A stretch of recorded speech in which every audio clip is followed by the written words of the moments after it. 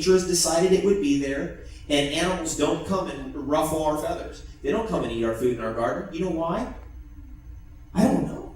I mean, I'm like, why don't they come and eat our food? They don't. I mean, it's open hundreds of acres every direction to the forest. There's bears in there. There's deer. I mean, one time I saw little baby deer tracks through the garden, but they didn't eat anything.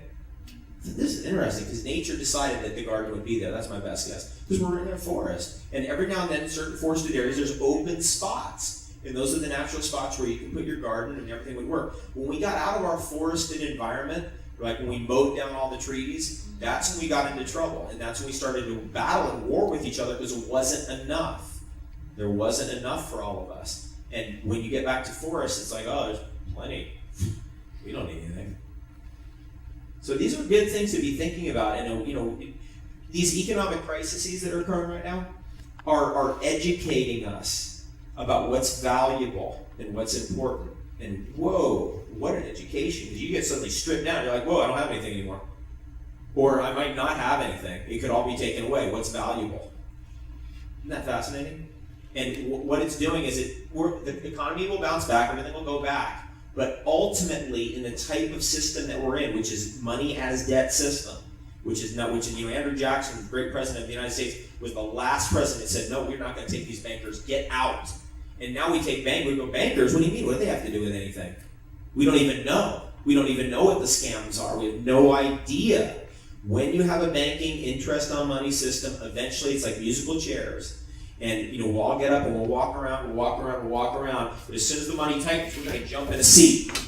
But somebody's going to be left out of a seat. And that's going to be called a bankruptcy or a foreclosure. Because there's not enough money to go around because the money is controlled. That's money as debt. Now, ultimately, in reality, there is no debt. There never was a debt. That's all scarcity consciousness. Look at the roads, the vehicles, the buildings, the knowledge, the foods. All of this is money. This is our real value. So really, there's plenty here. The most abundance ever in the history of the world ever imagined. The debt is just a scam that is run that doesn't have, and I don't want to even get into it. I hope you know that scam. Please, if you don't, please educate yourself on this.